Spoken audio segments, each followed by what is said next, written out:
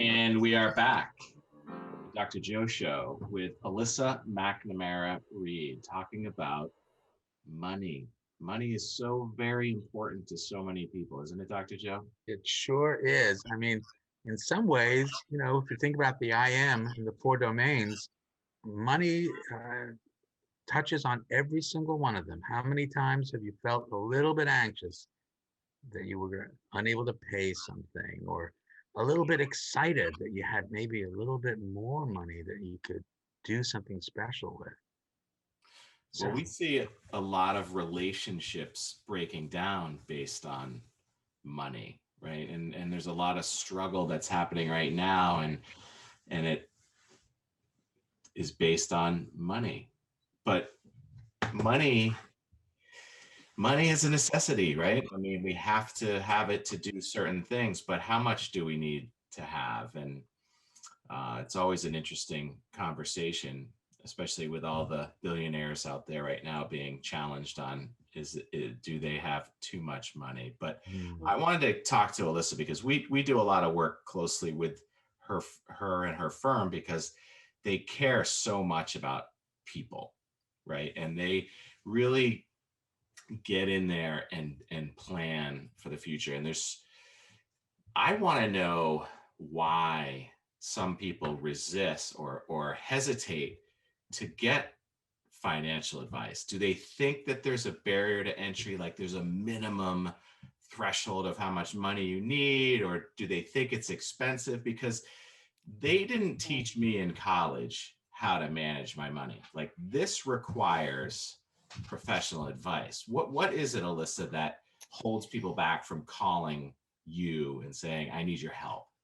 Yeah, I think well, you have to remember that I don't talk to those people normally, right? The people that aren't calling me. Right. So I'm not 100% sure, but people have made comments to me about, I was embarrassed to come in. I wasn't sure if I had enough money.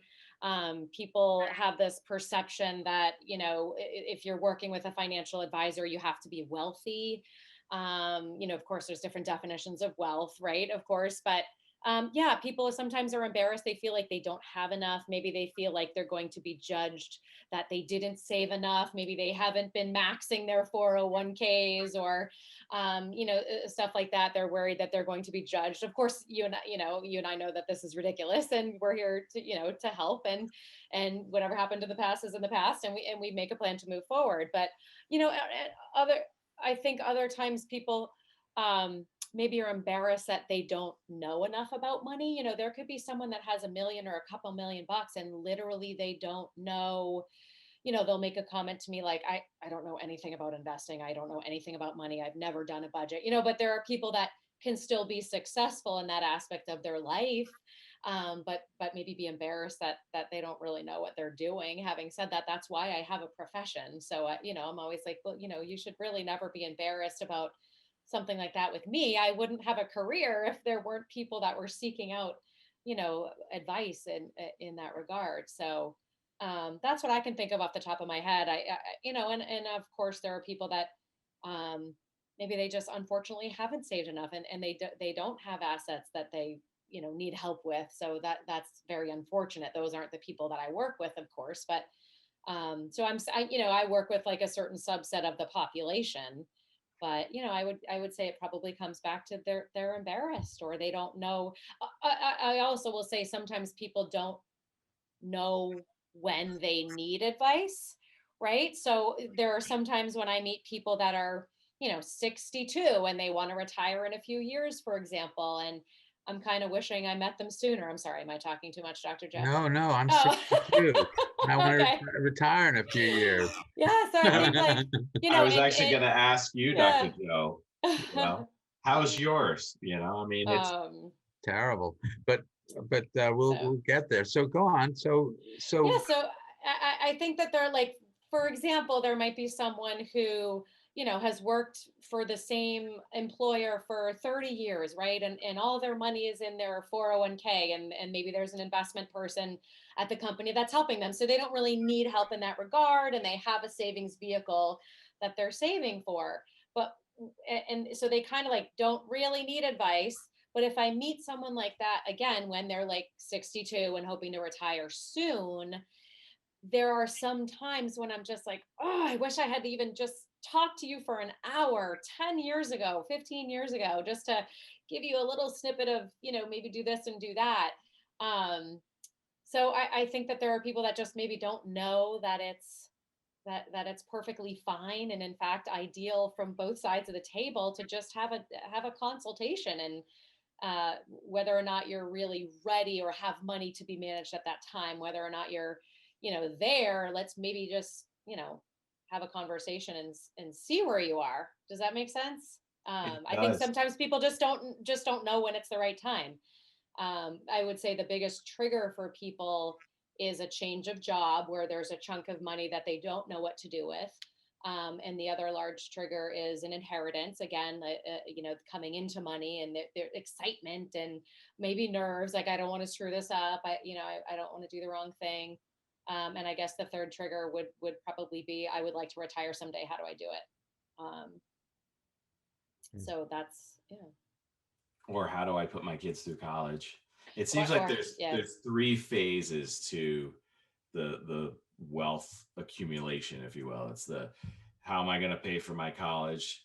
How am I going to retire? And then what type of legacy am I going to leave behind? yeah, Right. yeah, yeah. But you don't know what you don't know, Dr. Joe. And that's why professionals are so, so very important, because just like you said, Alyssa, I mean, if I had spoke to you 10 years ago, Yeah. I could Yeah. see it in Dr. Joe's face, like, oh, I wish I Exactly. I wish I had had that conversation 10 years, He because you knows he don't know what wasn't. you don't know. And then you look Yeah. back and you say, oh, I wish I had, I wish I had. But there's always now, right? There's always the Yeah. opportunity to fix things that you can fix now. Yeah. I mean, I think it comes down to confidence. Like, I can think of times where I've had a 28-year-old, walk into my office, and just I can think of a few actually, and they're kind of like, I don't really have much money, but I'm working and I'm saving, and I just want to know if I'm doing things right. And you know what? That takes guts, and I always compliment them for that. I'm like, congratulations to you for walking in, here and knowing that that it's okay to ask these questions. And of course, I offer a no cost consultation, and so I think that that's great. However, like we're just talking about, on the flip side, I think there are people that just, they don't have that confidence, or they're worried, or they're nervous, and they kind of wait maybe a little bit longer than they should have, at least in my opinion. And that's unfortunate. So I would wish that everyone that has, you know any sort of desire to retire, and assets that, income that they could use for savings, that anyone just have a conversation with someone, get some ideas. And there have been lots of times where I sat down with someone and maybe we weren't ready for a relationship at that time for a variety of reasons, but it's kind of like, hey, here's a few things to do and think about, and I'll see you in 10 years. And it's kind of cool because now I've been, my career's been long enough where that stuff is starting to come back, and I'm starting to see those people come back. And that's really great. That's very fun to see. This is You a know, great catchphrase, desire to retire. You know? I've never used that Oh, before either. it's a great one. I'm telling you, that could be right there. McNamara Reed, That's my new desire to slogan. retire. It's you great. know, what she did say though, Dr. Joe, that really kind of jumps out at me is, people hesitate to even get the professional advice for fear of being judged. Mm, Mm, For fear of being judged, like I don't know what I'm doing and I'm an idiot and you're gonna chastise me. But what mhm. about that out in the rest of the world? I mean, money and judgment, right? How the IC domain that we always talk about, mhm. right? Isn't that so much a part of money, right? Big hat, no cattle, right? A lot of folks who, they think that they need to present a certain air about themselves, but yet Yeah. living above their means, Mm. right? I think that's very unfortunate in our society. That there are many people, certainly some people, many people that feel the pressure to project an image of wealth, for example. And yeah, I think unfortunately some people that are projecting that image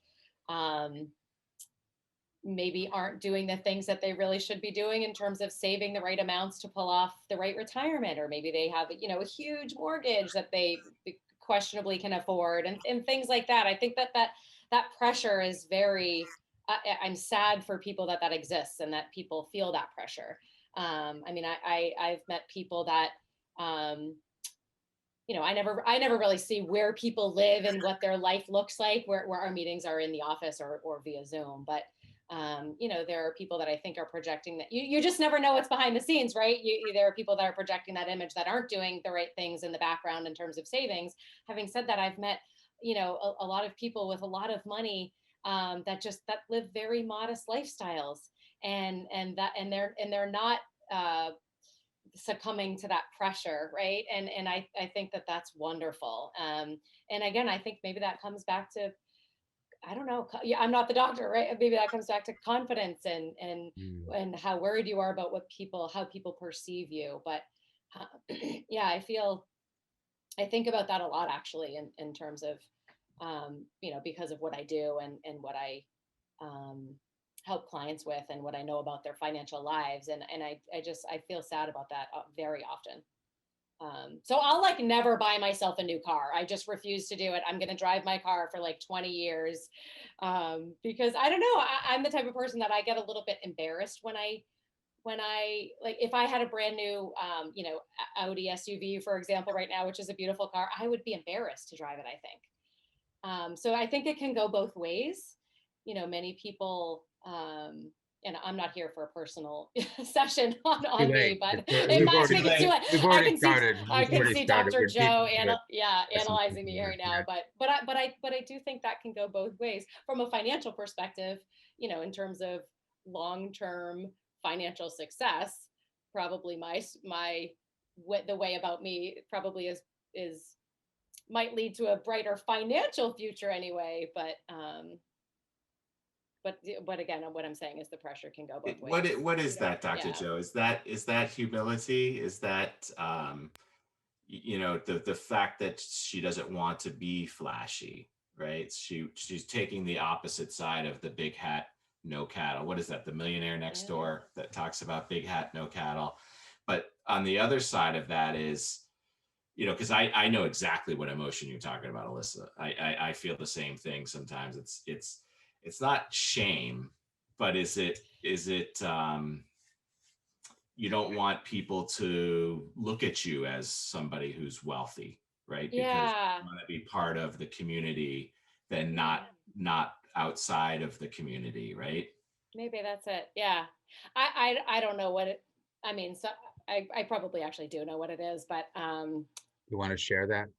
Well, again, I think I said offline that I'm one of the biggest, I'm the hardest critic of myself. I'm very hard on myself. I know this about me, but I don't know that I can change it.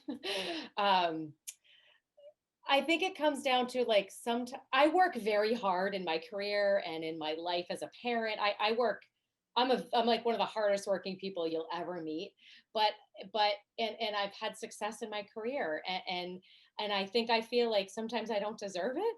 But if I really think about it, I work incredibly hard. So I should know that I do deserve success, but I don't know if I'm not embarrassed. I'm just, I must say, some of the most remarkable psychiatrists I ever met when I was in training at MGH McLean were also some of the most humble people I've ever met. That they were confident about who they were and what they did, and they didn't need to show it off to anyone.